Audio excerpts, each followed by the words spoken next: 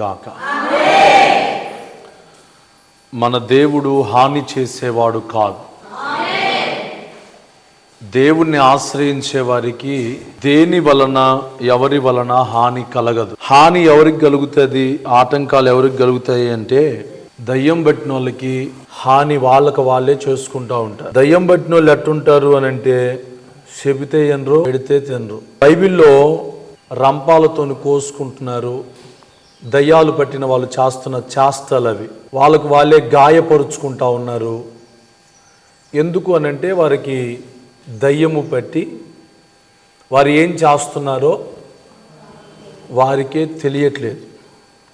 ఈ రోజున భక్తిలో కూడా ఎవరు ఏ భక్తి చేస్తున్నారో కూడా వాళ్ళకి అర్థం కావట్లా.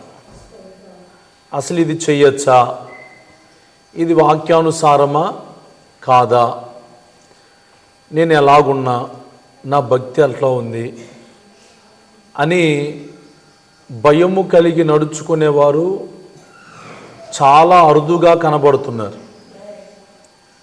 దేవుని పిల్లలలో దేవుని భయము ఉండాలి. దేవుని భయము ఉన్న చోట దేవుడు ఉంటాడు. దేవుని భయం లేని చోట దయ్యం ఉంటుంది. ఇదే ఆనవాలు. దేవుని భయము ఉన్న చోట దేవుని కార్యాలు జరుగుతాయి. దేవుని భయం లేని చోట సైతానుగాడి కార్యాలు జరుగుతాయి. దేవుని భయం ఉన్న చోట దేవుని పిల్లలు కట్టుబాటు కలిగి జీవిస్తారు. దేవుని భయము లేని చోట జనులు కట్టులేక తిరుగుతారట. దేవుని వాక్యం చాలా స్పష్టంగా తెలియజేసింది. అయితే ఇప్పుడు మీరు చదివిన వాక్యంలో షడ్రక్, మేషక్, అబేద్నెగోలు అనే ముగ్గురు యవనస్తులు మనకు కనబడతారు. ఈ ముగ్గురు యవనస్తులు ఎవరు అనంటే దేవుని భయము కలిగిన వారు, ఒక కట్టుబాటు కలిగిన వారు, దేవుని యొక్క ఊసు, దేవుని యొక్క ఆలోచన కలిగిన వారు. వీళ్ళకు ఒక దైవజనుడు లేడు, వీళ్ళకు ఒక నాయకుడు లేడు. అసలు దేవుని వాక్యం ఏం చెబుతుంది అనంటే నాయకులు లేని జనులు నశించిపోతారు అని దేవుని వాక్యం చెప్తుంది. ప్రతి గొడ్డుకు ఒక కాపరి ఉన్నట్లుగా ప్రతి విశ్వాసికి దేవుని సేవకుడు ఉండాలి, దేవుడు ఉండాలి. ఏ జీవితానికైతే దేవుడు దైవజనుడు ఉంటాడో ఆ జీవితం వాడబారని మహిమ కిరీటాన్ని పొందుతారు. హల్లెలూయా. ఎవరైతే దేవుని నియమానికి అప్పగించుకోకుండా, దైవజనుడి భయం లేకుండా, దేవుని భయం లేకుండా కట్టుబడి జీవిస్తూ ఉంటారో వారు దేవుని మహిమ కిరీటాన్ని పొందలేరు. దేవునికి స్తోత్రం కలుగునుగా. హల్లెలూయా. దేవుని వాక్యాన్ని వింటున్నారు కానీ ఈ రోజున చాలా మందిలో దేవుని భయము అనేది లేదు. ఎప్పుడు ఎలాగో ఉండాలి, ఎప్పుడు ఎలాగో జీవించాలి అమ్మా అన్న భయం లేదు. అమ్మా ఈ మాత్రం భయం లేని భక్తి విడిచిపెట్టడం మంచిది. అమ్మా భయం లేని కోడి బజార్లో గుడ్డు పెట్టినట్టు భయం లేని భక్తులు ఎక్కువవుతున్నారు. అమ్మా భయం లేకుండా భక్తి చేయకూడదు. అది చేసినా కానీ ప్రయోజనం ఉండదు, ప్రయోజనం ఉండదు. దేవుని నామానికి మహిమ కలుగును గాక. హల్లెలూయా. చెప్పండి హల్లెలూయా. ఇక్కడ అధిపతులు, సేనాధిపతులు, సంస్థానాధిపతులు, రాజు యొక్క ప్రధాన మంత్రులను కూడా వచ్చి ఆ మనుషులను పరీక్షించి వారి శరీరములకు అగ్ని ఏ హాని చేయకుండుటయు, వారి తల వెంట్రుకలలో ఒక్కటైనను కాలిపోకుండుటయు, వారి వస్త్రములు చెడిపోకుండుటయు, అగ్ని వాసన అయినను వారి దేహములకు తగలకుండుటయు చూచి ఆశ్చర్యపడిపోయారట. అంటే దేవుణ్ణిలో ఉన్నవాడు యొక్క జీవితం ఎట్లుంటది అనంటే అనేకులకు ఒక వింత, అనేకులకు ఒక ఆశ్చర్యకరంగా ఉంటుంది. హల్లెలూయా. అమ్మా చీకొట్టే విధంగా ఉండకూడదు. అమ్మా మనం చేస్తున్న భక్తి మన చుట్టుపక్కల వాళ్ళు చూస్తున్నప్పుడు వీళ్ళేంది, మేము చేసినా ఒకటే, వాళ్ళు చేసినా ఒకటే, మేము చేయకపోయినా ఒకటే అన్నట్టుగా ఉండకూడదు. Praise the Lord. చెప్దాం హల్లెలూయా. అమ్మా, భక్తికి ఒక శక్తి ఉంది. భక్తికి ఏముంది? ఒక శక్తి ఉంది. ఆ శక్తిని ఆశ్రయించే వారు ధన్యులుగా మార్చబడతారు. ఆ శక్తిని ఆశ్రయించని వారు అన్యులే, ధన్యులు కాదు, వాళ్ళు అన్యులే. దేవుని పిల్లలు దేవుని శక్తిని ఆశ్రయించాలి. షడ్రక్ మేషక్ అబేద్నెగోలు ఏ శక్తిని ఆశ్రయిస్తున్నారు? దేవుని శక్తి. అగ్నికి శక్తి ఉందా? లేదా? మిమ్మల్ని బయట మంటేసి దాంట్లో కూర్చోబెడితే కానీ దానికి శక్తి ఉందో లేదో మీరు చెప్తారు. అప్పుడు అగ్నికి శక్తి ఉందా? గాలికి శక్తి ఉందా? ఉంది. దేనికి ఉండాల్సిన శక్తి దానికి ఉంది. రాయికి శక్తి ఉందా? ఏంటి ఆ శక్తి? గాయపరిచే శక్తి. అగ్నికి ఏం శక్తి? కాల్చివేసే శక్తి ఉంది. అయితే ఈ అగ్ని శక్తిని నమ్మలేదు కానీ దేవుని శక్తిని నమ్మారు. అగ్నిని చేసిన వాడిని నమ్మారు. ఆయన చేతిలో సమస్తం ఉన్నది. ఆయనకు తెలియకుండా నా జీవితంలో ఏది జరగదు. ఆయనకు తెలియకుండా నా జీవితంలో ఏది నాకు హాని చేయదు. హల్లెలూయా. అమ్మా, వీళ్ళు వేసుకున్న వస్త్రము కూడా అగ్ని వాసన రాలేదట. Praise the lord. వీళ్ళు వేసుకున్న వస్త్రం అగ్ని వాసన రావట్లా. దేవుని పిల్లల వస్త్రం చాలా పరిశుద్ధంగా ఉండాలి. దేవుని పిల్లల యొక్క మాట చాలా పరిశుద్ధంగా ఉండాలి. ఇది ఎలా సాధ్యం? దైవజనుడు లేని ఆ కాలంలో షడ్రక్ మేషక్ అబేద్నెగోలు, ధర్మశాస్త్రం లేని ఆ కాలంలో వాళ్ళ దగ్గర బైబిల్ లేదు. ఏం లేదు? బైబిల్ లేదు. ఈ బైబిల్ని చెప్పే దైవజనుడు కూడా లేడు. లేని ఆ కాలంలో భయముతో వణుకుతో వాళ్ళ రక్షణను కాపాడుకున్నారు. భయముతో, వామ్మో మేము దేవునికి ఆయాసకరంగా చేస్తే మా మీద ఉన్న అభిషేకం పోతుందేమో, మా మీద ఉన్న దేవుని సన్నిధి పోతుందేమో అని వాళ్ళ మట్టుకు వాళ్ళకే ఒక భయం. ఈ రోజున నీకు అసలు భయం ఉందా? చెప్పండి. దేవుడు చూస్తున్నాడన్న భయం, దేవుడు వింటున్నాడన్న భయం, దేవుడు ప్రతిఫలం ఇస్తాడన్న భయం, దేవుడు ప్రేమించటం ఎంత వాస్తవమో దేవుడు శిక్షిస్తాడన్న మాట కూడా అంతే వాస్తవం. హల్లెలూయా. ఆయన త్వరగా కోపపడతాడు. ఆయన కోపము త్వరగా రగులు కొనును. మీ పిల్లలు అన్యాయం చేస్తే మీరు ఒప్పుకుంటారా? చెప్పరే. మరి దేవుడు కూడా ఒప్పుకోడు. దేవుడు కూడా ఒప్పుకోడు. దానికి ప్రతిదండన దేవుడు విధిస్తానే ఉంటాడు. దానికి శిక్ష వస్తానే ఉంటుంది. దానికి ఆటంకాలు కలుగుతూనే ఉంటాయి. నేను ఎప్పుడు మీతో మొత్తుకునే మాట, ఇల్లు కట్టండి, ప్రార్థన పెట్టించుకోండి, అంతేగాని ఇళ్లలో పాలు పొంగించమాకండి. అది వాక్యానుసారం కాదు. ఇళ్లల్లో ఎద్దులు తిప్పమాకండి, దేవుని సన్నిధే ఉంచుకోండి. అంతేగాని ఇవన్నీ లోక సంబంధమైన కార్యాలు. వివాహాలు చేసేటప్పుడు అన్యులకి ఇచ్చి వివాహాలు చేయకూడదు దేవుని పిల్లలు. ఆమేన్. అన్యులతో జోడి చేయకూడదంట. అన్యులతో జోడి పెట్టుకోకూడదట. అది ఆ కుటుంబానికి ఆశీర్వాదకరము కాదు. అన్యులంటే ఎవరు అనంటే యేసయ్యను నమ్మని వాళ్ళు, యేసయ్య మీద ఆధారపడని వాళ్ళు, భక్తి చేయని వాళ్ళు, భక్తిలో నమ్మకంగా ఉండని వాళ్ళు. దేవునికి మహిమ కలుగునగాక. హల్లెలూయా. దేవుని పిల్లలు అన్ని విషయాల్లో అంత జాగ్రత్త ఉండాల, అంత భయం ఉండాల. భయం లేని భక్తి చేయకూడదు, మానేయండి. భయం లేకుండా మీరు కానుకలు తేవద్దు. దేవుని భయం లేకుండా మీరు తెచ్చే కానుక దేవుడు అంగీకరించడు. భయం లేకుండా మీరు తెచ్చే దశంభాగాలను దేవుడు అంగీకరించడు.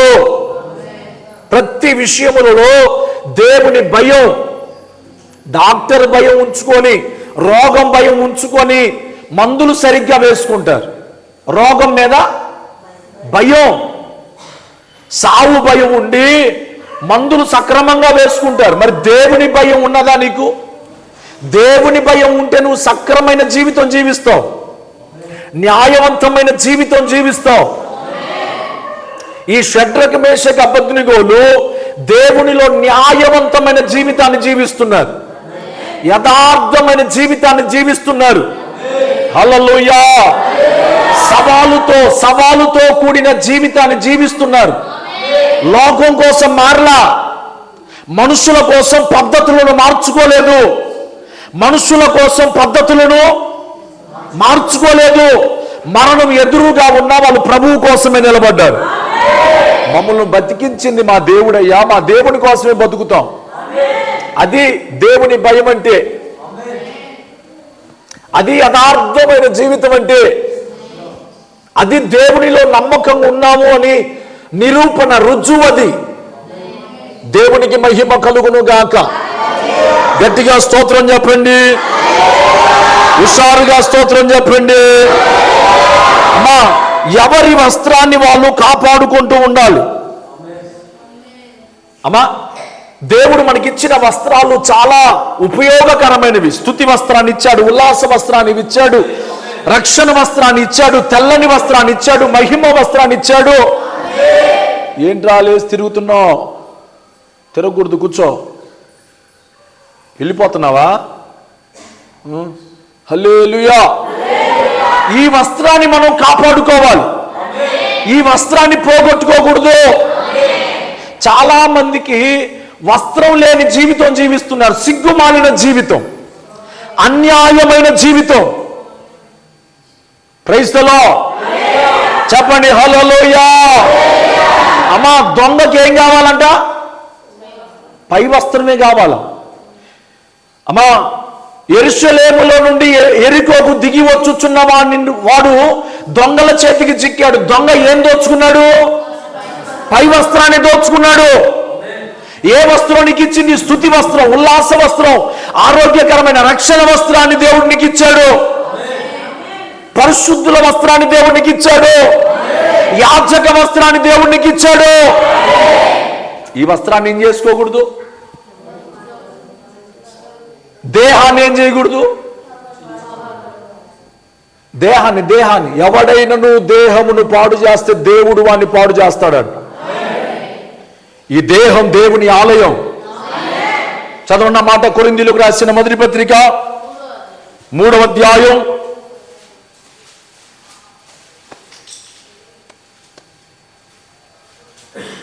16వ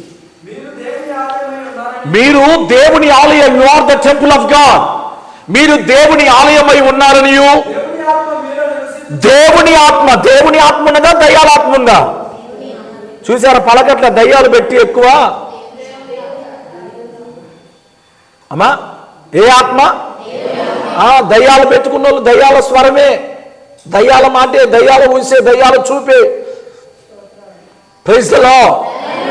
దేవుని భయము ఉన్నవాడు దేవుడిని కలిగి ఉంటాడు. దేవుని భయం లేని వాడితో దయ్యం అని భయపెడతా ఉంటది. నువ్వు అది చేయకపోతే నీకుందే, నీ మెడకాయ మీద కాలేసి తొక్కుతా, నీ ప్రాణం అడుగుతా, నీకుందే అని ఊరికే వాటికి ప్రాణభయం ఉంటా ఉంటది. స్తోత్రం చెప్పండి. హల్లెలూయా. మీరు ఎట్ట జాతేనే మీ పిల్లల్ని పెళ్లిళ్ళు చేసుకుంటే ఈ ప్రాణభయాలు, దయ్యం పట్టిన వాళ్ళకి ప్రాణభయాలు ఎక్కువ. ఆమేన్. ఎవరికి ప్రాణభయం? దయ్యం పట్టిన వాళ్ళకి ప్రాణభయాలు ఎక్కువ. దేవుని ఆత్మ కలిగిన వాడు ఇదిగో అగ్నిగుండంలో కూడా వెళ్ళిపోతున్నాడు. దేవుని భయం కలిగిన వాడు అగ్నిగుండంలో కూడా హాయిగానే ఉన్నాడు. ఎందుకు? వాడితో దేవుడు ఉన్నాడు. అగ్ని వాసన కూడా వాడికి తగలకుండా దేవుడు కాపాడుకుంటాడు. దేవుని నామానికి మహిమ కలుగును గాక. మీరు దేవుని ఆలయమై ఉన్నారనియు, మీలో దేవుని ఆత్మ నివసించుచున్నాడనియు మీరు ఎరుగరా? ఏది దేవుని ఆలయం అంటే? ఏది? అందరు చెప్పాలి. మన దేహం దేవుని ఆలయం. అందరు చెప్పండి. ఈ దేహంతో పిచ్చి వాటిని చేయకూడదు. ఎల్ల ముందు ముగ్గులు వేసుకోవటాలు, నిమ్మకాయలు తిప్పుకోవటాలు, ఇంకా పసిపిల్లల దగ్గర బొగ్గులేసి ఉప్పేసి పటపట్లు అనిపించటాలు, సెటపట్లు అనిపించటాలు చేయకూడదు. స్తోత్రం చెప్పండి. హల్లెలూయా. అమ్మా చెటపట్ల అనే ఉప్పు ఒకసారి పిల్ల మీద పడింది అనుకో ఏమైంది?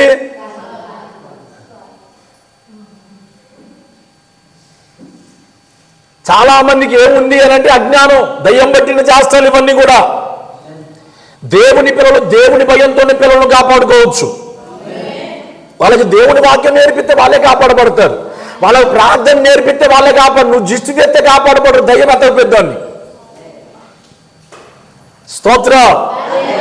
అని సైతాను గాడు ఎత్తుకొని వెళ్ళిపోతాడు. మీరు దేవుని ఆలయమై ఉన్నారని, మీలో దేవుని ఆత్మ నివసించుచున్నదని మీరు ఎరుగరా? ఎవరైనా దేవుని యొక్క ఆలయాన్ని పాడు చేస్తే దేవుడు వానిని పాడు చేయును. స్తోత్రం చెప్పండి గట్టిగా. దేవుని ఆలయాన్ని పాడు చేయకూడదు అనండి అందరూ. ఏది ఆలయం అంటే మీ దేహమే దేవుని ఆలయం.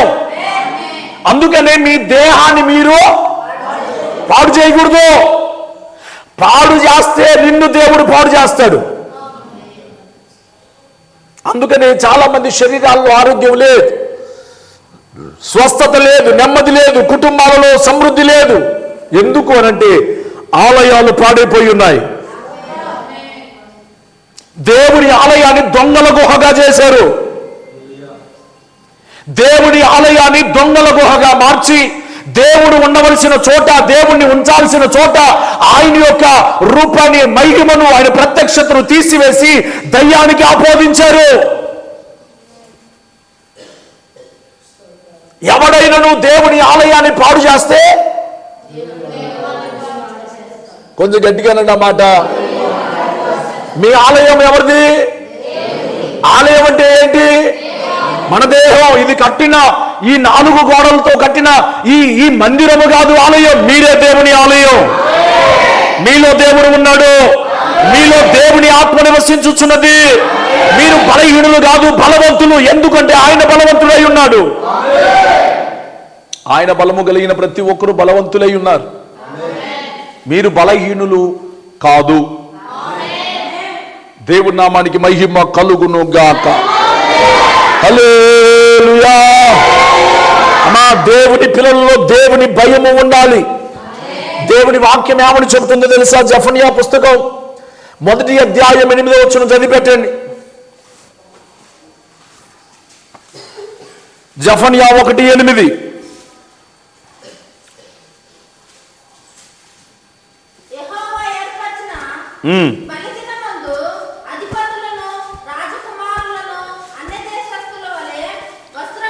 యెహోవా ఏర్పరిచిన బలిదినమందు అధిపతులను, రాజకుమారులను అన్య దేశస్థుల వలె వస్త్రములు వేసుకొనిన వారినందరినీ. చూసారా మాట? దేవుడు ఏర్పరిచిన దినాన దేవుని పిల్లలు ఏ వస్త్రాన్ని ఎక్కువగా ఇష్టపడాలి అని అంటే తెల్లని వస్త్రాన్ని ఇష్టపడాలి. అది ఉల్లాస వస్త్రం, మహిమ వస్త్రం, అది రక్షణ వస్త్రం. దేవుడు తన పిల్లలకి ఇచ్చిన వస్త్రం అదే. చాలా మందికి ఎంత తెచ్చినా అది చావదు. ఏ రంగు చీరలు కడదామా, ఏ పూల చీరలు కడదామా, ఏ సగం జాకెట్లు. ఇప్పుడు ఎంత చించుకుంటే అంత ఫ్యాషన్ అయిందిగా. చెప్పండి, ఎంత చించుకుంటే. మిషన్ దగ్గరికి పోయి శుభ్రంగా అమ్మ మెడ చుట్టూ ఉండే జాకెట్ కుట్టమ్మ అనేవాడు ఎప్పుడో పాతకాలపు సినిమాలలో చూసినాం. ఇప్పుడు అమ్మ వెనకాల 2 ఇంచులే ఉండాల. ఆ ఇంచులు లేకపోయినా కనీసం పురికోసలైనా కొసల కాడికి వచ్చింది వ్యవహారం. స్తోత్రం. ఇవి అన్య దేశస్తుల వస్త్రాలు. ఈ అన్యుల వలె వస్త్రములు వేసుకున్న వారిని దేవుడు శిక్షిస్తాడు. ఖబర్దార్, జాగ్రత్తగా ఉండు, భయం కలిగుండు. ఇది దేవుని ఆలయం. ఇది ఈ ఆలయాన్ని నిండు వస్త్రంతో కప్పాల. ఆడపిల్లలైతే చున్నీళ్ళు లేకుండా బయట తిరగద్దు, చున్నీళ్ళు లేకుండా బయటికి రాకూడదు. దేవుడు పై వస్త్రాన్ని ఇచ్చాడట. ఏంటి ఆ పై వస్త్రం? నీతి అనే పై బట్ట. చదవన్నమాట.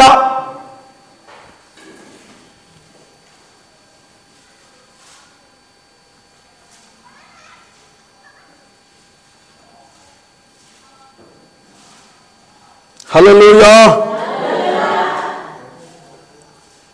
అమ్మా, నీతి అనే పై వస్త్రం.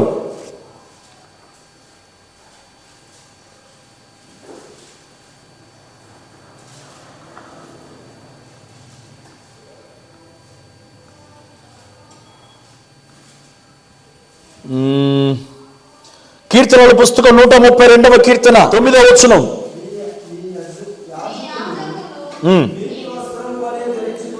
నీతిని వస్త్రము వలె ధరించుకొందురుగాక.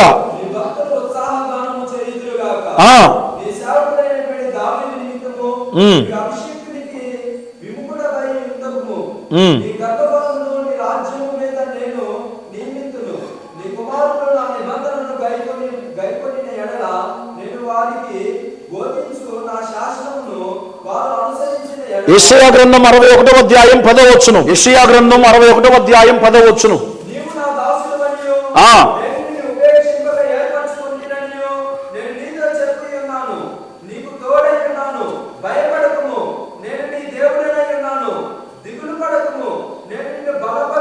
ఏం చదువుతున్నారా? 61వ అధ్యాయం 10వ వచనం. శృంగారమైన బాగా ధరించుకొనిన పెళ్లి కుమారుని రీతిగాను, ఆభరణములతో అలంకరించుకొనిన పెళ్లి కుమార్తె రీతిగాను నాకు ధరింపజేసి ఉన్నాడు. స్తోత్రం చెప్పండి గట్టిగా. నీతిని దేవుడు పైబట్టగా దేవుడు మనకిచ్చాడు. నీతి అను పై వస్త్రం, నీతి అను పై బట్ట. అమ్మా, చాలా మంది ఆడపిల్లలు ఈ రోజున కాలేజీలకు పోతా ఉన్నారు. ఎట్లా?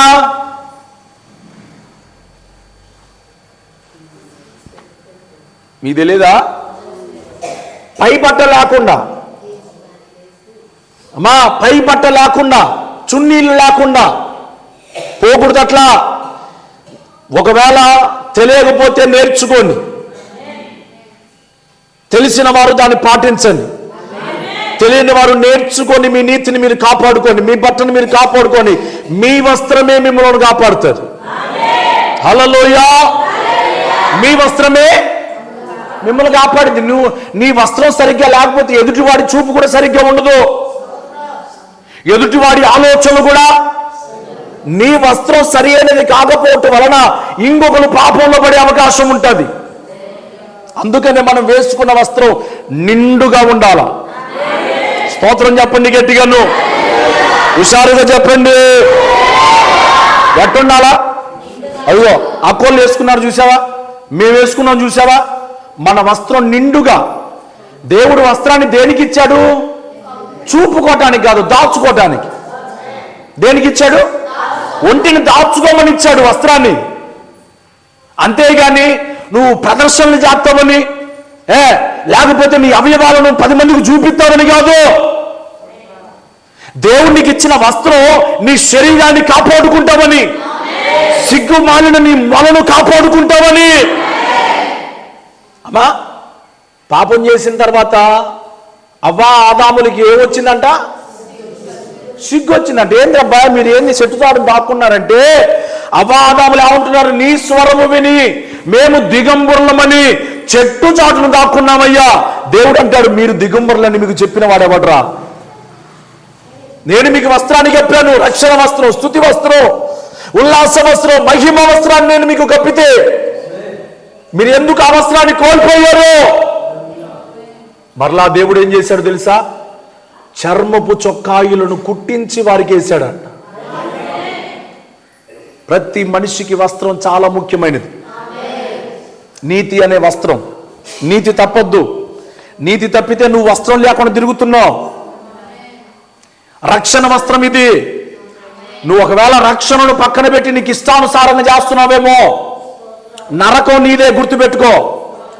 రక్షణను పక్కన పెట్టి నేను రక్షణ అసలు నేను చాలా మంది నేను అసలు బాప్తిస్మే తీసుకోలేదు, నేను అసలు చర్చికే పాట్లేదు అన్నట్లు వ్యవహరిస్తున్నారు. అమ్మా, అది దేవుడు ఒప్పుకుంటాడంటావా? హలో, కొంచెం గట్టిగానండి. ఒప్పుకోడు.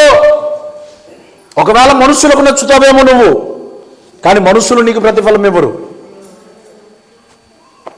మనుషులు నీకు కొలిచివ్వరు. దేవుడు కొలుస్తాడు ప్రతిది. నీ భక్తి కొలుస్తాడు. నువ్వు చేసే ప్రతి దానికి ఆయన దగ్గర ప్రతిఫలం ఉన్నది. ఋతు పుస్తకంలో ఏమన్నాడు? నీవు చేసిన ప్రతి దానికి యెహోవా నీకు ప్రతిఫలం ఇచ్చునుగాక. దేవుడు ప్రతిఫలం ఇచ్చే దేవుడు. స్తోత్రం చెప్పండి గట్టిగాను, హుషారుగా చెప్పండి. హల్లెలూయా. ప్రతిఫలం ఇచ్చే దేవునికి భయపడాలి.